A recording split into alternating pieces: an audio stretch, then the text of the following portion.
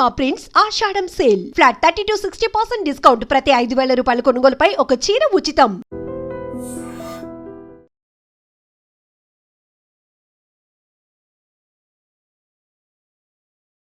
తమిళనాడుకు సంబంధించిన పూజారుల వీడియో ఇప్పుడు సోషల్ మీడియాలో పూర్తిగా వైరల్ గా మారిపోయింది. పూజారులు అంటే మనకు తెలుసు, దేవాలయానికి వెళ్తే వాళ్ళు చేసేటటువంటి పూజలు కావచ్చు, ఆ తర్వాత వాళ్ళు ప్రసాదాలు ఇవ్వడం కావచ్చు, ఆ తర్వాత వాళ్ళు చెప్పేటటువంటి మాటలు కావచ్చు, ఇవన్నీ కూడా మనకు తెలిసినటువంటివి.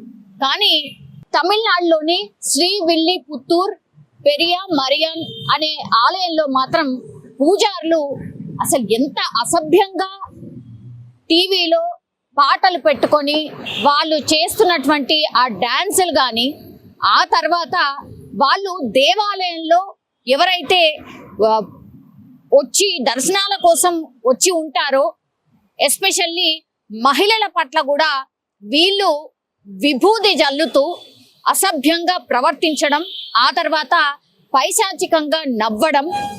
అసలు నిజంగా పూజారులు ఎందుకు ఇట్లా చేస్తుండ్రో కూడా అర్థం కావట్లేదు. కానీ క్లియర్ గా ఆ వీడియోలో మాత్రం నాకు స్పష్టంగా కనిపిస్తోంది. టీవీలో మంచిగా పాటలు పెట్టుకొని, సినిమా పాటలు పెట్టుకొని దానికి అసభ్యంగా నాట్యం చేస్తున్నారు. ఆ తర్వాత గుడికి వచ్చిన ఎవరైతే మహిళలు ఉంటారో వాళ్ళ పట్ల కూడా అసభ్యంగా ప్రవర్తించడం, మాటలు మాట్లాడడం, పిచ్చిగా నవ్వడం, వాళ్ళ మొహానికి విభూది చల్లడం, ఇవన్నీ కూడా స్పష్టంగా వీడియోలో మనకు కనిపిస్తున్నాయి. అసలు వీళ్ళంతా ఎందుకు ఇట్లా చేస్తున్నారు? గతంలో ఎప్పుడైనా ఇట్లాంటిది జరిగిందా ఏంటి అని ఆలయ అధికారులు, ఈవో కావచ్చు, అక్కడ సర్కార్ కావచ్చు, దేవాదాయ శాఖ కావచ్చు, పూర్తి స్థాయిలో వాళ్ళకు ఆదేశాలు ఇచ్చింది. అసలు ఆ టెంపుల్లో ఏం జరుగుతోంది, వీళ్ళంతా ఎవరు, ఎప్పుడైనా ఇట్లాంటి ఘటనలు జరిగినాయా, అసలు పూజారులు గిట్లా బిహేవ్ చేయడం ఏంది? అసలు చూసిన వాళ్ళందరూ కూడా భక్తులే కాదు, ఎవరైనా కామన్ పర్సన్ ఎట్లా రియాక్ట్ అవుతారు? అసలు ఏమైంది పూజారులకి, ఏమన్నా అయిందా, గింత గలీజ్గా గింత ఘోరంగా ఇట్లెట్లా బిహేవ్ చేస్తున్నారు అనేది కూడా అనక మానరు. ఎందుకంటే మనం ఫస్ట్ ఆఫ్ ఆల్ మనకి ఏదైనా సమస్య ఉందో లేకపోతే ఒక భక్తితోనో మనం దేవాలయాలకు వెళ్తాం. అట్లాగే అక్కడ పూజలు చేసే ఎవరైతే పూజారులు ఉంటారో వాళ్ళు నిజంగా దేవుళ్ళతో సమానం. ఎందుకంటే నిత్యం వాళ్ళు పూజలు చేస్తారు కాబట్టి ఆ భక్తితోనే, అదే పవిత్రతతోనే మనం పూజారులను కూడా మొక్కుతూ ఉంటాం. వాళ్ళు ఇచ్చే దీవెనల కోసం ఎదురు చూస్తూ ఉంటాం. వాళ్ళు పెట్టే తీర్థం కావచ్చు, ప్రసాదం కావచ్చు, పూర్తిగా ఆ దేవుని దగ్గర పెట్టినటువంటి ప్రసాదాల్ని మనం కాదు, పూజారులకు మాత్రమే అర్హత ఉందని మనం అంతే పవిత్రంగా స్వీకరిస్తాం.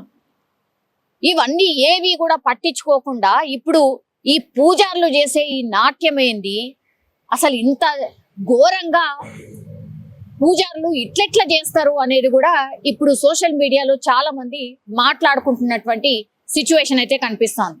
ఇంకోటి, అక్కడ పవిత్రోత్సవాలు జరుగుతున్నాయి. 3 దశాబ్దాల తర్వాత అక్కడ పవిత్రోత్సవాలు జరగబోతున్నాయి. అది కూడా జూలై 2వ తారీఖున జరగబోతున్నాయి. సో ఒకవైపు దానికి సంబంధించిన అరేంజ్మెంట్స్ జరుగుతుంటే, వేరే వేరే ప్రాంతాల నుంచి వచ్చి కూడా ఈ పవిత్రోత్సవాల్లో ఏవైతే పూజలు కార్యక్రమాలు జరుగుతాయో వాటికి సంబంధించి ఒక్కొక్క దాంట్లో ఒక్కొక్క స్పెషలైజేషన్ ఉంటది కదా. అందుకని వేరే వేరే ప్రాంతాల నుంచి కూడా ఈ పవిత్రోత్సవాలు చేయడానికని పూజారులు వచ్చారట. అందులో భాగంగానే వీళ్ళు కూడా వేరే ప్రాంతం నుంచి వచ్చినటువంటి పూజారులుగా చెప్తున్నారు. అట్లాగే వీళ్ళు ఎందుకని ఇంత భయంకరంగా, ఇంత అసభ్యంగా సినిమా పాటల మీద నాట్యం చెయ్యడం ఏంది, అట్లాగే అక్కడికి వచ్చే మహిళల మీద ఇంత అసభ్యంగా ప్రవర్తించడం ఏంటి అంటూ కూడా ఆరా తీస్తున్నారు. ఒకటి, ఆ తర్వాత ఆలయ ఈవో కావచ్చు, దాని తర్వాత దేవాదాయ శాఖ కావచ్చు, వీళ్ళందరూ కూడా ఒక కమిటీని వేసిండ్రు. అట్లాగే ఈ పూజారులు ఎవరైతే ఈ 3 కనిపిస్తున్నారో వాళ్ళందరినీ కూడా అక్కడి నుంచి తొలగించేసిండ్రు. అండ్ ఆ తర్వాత ఈ పవిత్రోత్సవాల తర్వాత వాళ్ళ మీద ఏం చర్య తీసుకోవాలి అన్న ఆలోచన చేస్తున్నట్టుగా కూడా ఇప్పుడు ఇన్ఫర్మేషన్ అయితే అందుతోంది. కానీ జరగాల్సిన ఘోరం అయితే జరిగిపోయింది.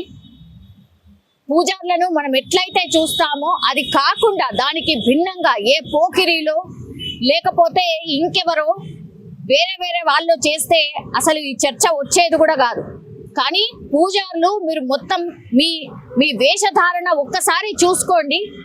మీరు ఏంటి అనేది కూడా మర్చిపోయి మీరు సినిమా పాటలకి ఎంత అసభ్యంగా డాన్సులు చేస్తున్నారో ఒక్కసారి ఆలోచించుకోండి అనేసి కూడా చాలా మంది, అంటే అక్కడ ఉన్నటువంటి వాళ్ళు కూడా మీరు ఈ గుడిని అపవిత్రం చేసిండ్రు, మీరు ఏవైతే ఇప్పటి వరకు పూజలు చేసిండ్రో అవన్నీ కూడా అమ్మవారికి చేరలేదు, ఇంత భయంకరమైనటువంటి పూజారులు కూడా ఈ సమాజంలో ఉన్నారా, అసలు వీళ్ళకి ఏమైంది, నిజంగానే వీళ్ళు పూజారులా కాదా అన్నటువంటిది ఇప్పుడు చాలా క్వశ్చన్స్ అయితే రైజ్ అవుతున్నటువంటి పరిస్థితి అయితే కనిపిస్తోంది. మరి చూడాలి ఇప్పుడు తమిళనాడు సర్కారా లేకపోతే అక్కడ దేవాలయానికి సంబంధించిన ఈవో కావచ్చు, ఆలయ అధికారులు కావచ్చు, అక్కడ ఉన్నటువంటి పెద్ద పూజారి కావచ్చు, వాళ్ళ మీద ఎట్లాంటి చర్య తీసుకుంటారు అనేది వేచి చూడాల్సిందే. నిజంగా ప్రస్తుతం ఉన్నటువంటి సమాజం దేనికి ప్రయారిటీ ఇస్తుంది? ఆర్థిక సంబంధాల చుట్టూ మాత్రమే తిరుగుతుంది. మళ్ళీ ఎన్నికలంగానే చాలా విరక్తి కలుగుతాం. మంచి అనిపిస్తుంది కదా, లేడీస్ కూడా ఛాలెంజింగ్ జాబ్స్ చేసినప్పుడు చాలా బాగుంటది. ట్రాఫిక్ అసిస్టెంట్స్ గా నియమించిన ట్రాన్స్జెండర్స్ అందరితో సాల్యూట్ చేయించుకుంటున్నారు. ఫుడ్ డెలివరీ ఇవ్వటానికి వెళ్ళినటువంటి డెలివరీ బాయ్ అనిల్ పై కళ్ళ ముందు పెళ్ళండి